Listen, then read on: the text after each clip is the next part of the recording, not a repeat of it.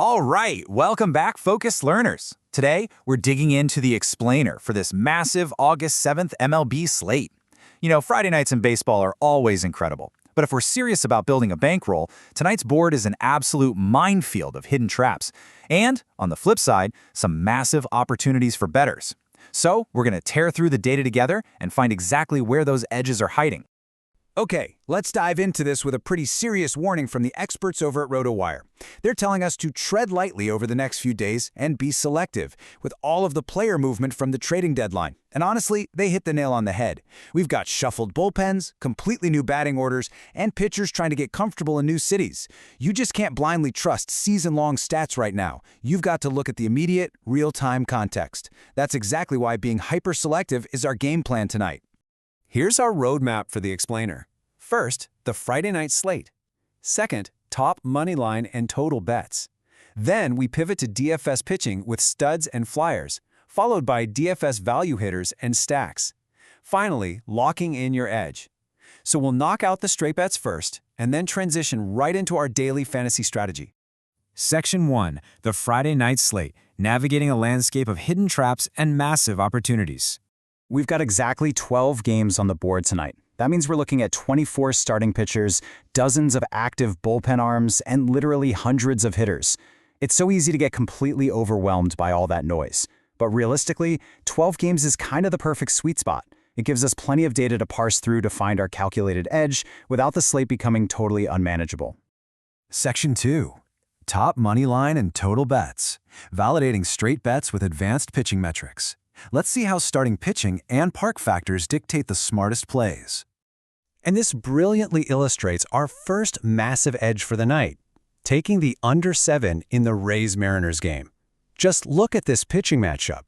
You've got Tampa Bay's Drew Rasmussen rocking at 2.92 ERA and an absolutely elite 0.93 whip. On the other side, Seattle's Logan Gilbert has a solid 3.46 ERA, but if you look closer, his 257 FIP tells us he's actually pitching like one of the best in the entire league. Throw these two elite metrics into a heavily pitcher-friendly park like T-Mobile with two fresh bullpens? Yeah, you've got the perfect recipe for a low-scoring, absolute grinder of a game. Next up, we're looking at the Padres' money line against the Astros. The starting pitching gap here is just staggering. San Diego has Robbie Ray on the mound, bringing a 3.08 ERA and a really elite strikeout rate. Meanwhile, Houston is rolling out Ronel Blanco, who is really struggling. We're talking a 7.36 ERA, and he's giving up a ton of high hard contact. On top of that, the data tells us Houston's lineup is super vulnerable to lefty strikeout pitchers, which is exactly what Robbie Ray is. So backing San Diego here is a very smart, data-backed play. So, summarizing the safest traditional bets from RotoWire's models, we've got the Rays and Mariners under 7 and the Padres money line. But I also want to point out Detroit getting a major nod on the money line at -127 against the Giants. And here's why. Detroit has a clear edge with Keter Montero's 3.17 ERA, they've got a much deeper roster, and they get to play in that spacious, pitcher-friendly Oracle Park. These are the 3 bets you want anchoring your traditional wagering strategy tonight. But you know, what if you're playing daily fantasy? What if you're trying to build a lineup under a strict salary cap? Where is the hidden DFS value tonight? Let's treat this as a mental palate cleanser. Shake off the traditional odds for a second and pivot straight into our daily fantasy sports strategy. Section 3. DFS pitching, studs, and flyers. Balancing a high-end floor with high-risk tournament leverage. Because to win, we need to anchor with a stud and take a calculated risk on a cheap flyer. Now, what's really interesting about this slide is this staggering record right here, 32-5. That is the Boston Red Sox's elite, honestly historic run over their last 37 games. They are just crushing it right now. Tonight, they're heavy home favorites at Fenway against a struggling Athletics team, and that exact context leads us directly to our DFS anchor. Meet your DFS stud for the evening, Peyton Tolley. At a really reasonable $9,000 salary, Tolley brings the highest median, ceiling, and floor projections on the entire slate.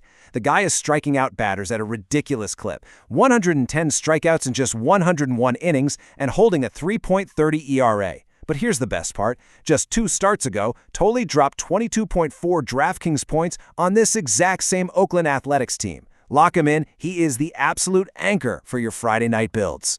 But of course, to afford the big expensive hitters later, we have to find a cheap pitching flyer. Enter the most debated player on the slate today, George Klassen, sitting in the bargain bin at $5,000. Is he a hidden gem or a total trap?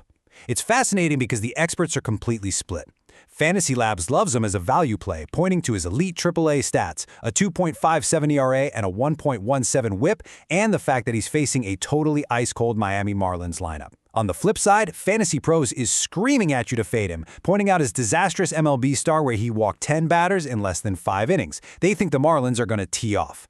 We're not taking sides here, we're just showing you that Klassen is the ultimate high-risk, high-reward tournament pivot. Now, if Klassen feels a little too risky for your blood, let's look at White Sox lefty Noah Schultz at $5,800. For context, the league average for weighted runs created plus is 100. The Cleveland Guardians, who Schultz is pitching against tonight, are sitting at an abysmal 87 against lefties. They literally cannot hit southpaws right now. Schultz is definitely a volatile young pitcher, but this severe matchup weakness makes him an absolutely outstanding GPP tournament flyer. Section 4. DFS value hitters and stacks. We're targeting optimal matchups and favorable park factors and figuring out how to spend the salary we just saved. Looking at the optimizer models, the optimal stack jumping right off the page is the Chicago Cubs. They're going up against Kansas City's Daniel Lynch IV. Now, he's a lefty who hasn't pitched more than 2 innings in a single outing all year, meaning this is basically going to be a bullpen game against a very mashable Royals relief corps. And just look at the form on these guys. Pete Crow Armstrong has topped 15 DraftKings points in 3 straight games. Seiya Suzuki is averaging over 10 points in his last 10. Plus, you've got Bregman and Bush heating up with massive power potential. Left-handed bats are going to absolutely thrive here. It's a fantastic mini-narrative to build around. So the crucial point is you can't just stack. You need some strong standalone value bats to round out that roster. And these 3 offer elite point per dollar potential. Joe Adell of the Guardians is a steal at $3,700. He completely destroys left-handed pitching with a .386 WOBA. Nick Sogard of the Red Sox at $3,100 is just getting on base constantly with 7 walks since his call-up, and he's hitting in that powerhouse Boston lineup. And finally, Andrew Vaughn of the Brewers at $3,200 has 3 homers in his last 15 games. Slot these guys in, and you've got a fantastic balanced lineup. Section 5. Locking in your edge. Bankroll allocation and our final takeaways for the night. Let's move to and see how this builds our definitive Friday playbook, pulling all this data together. Number 1, respect the data. When elite pitchers meet in a pitcher-friendly park, lock in the under, just like we saw with the Rays and Mariners. Number 2, build around certainty. Don't overthink your DFS anchors. Trust the volume and the matchups by anchoring with Peyton Toll. And number 3, embrace the variance. If you want to win big in daily fantasy, you've got to diversify with high-risk, high-reward value flyers to afford those premium offensive stacks. So that leaves us with one final ultimate question for you tonight as you submit those lineups. Are you going to play it safe and grind out steady wins with the undeniable data? Or are you ready to risk the unknown, embrace the volatility, and swing for the fences for tournament glory? The edge is out there tonight, folks. You just have to go take it. Good luck out there, and we'll see you on the next Explainer.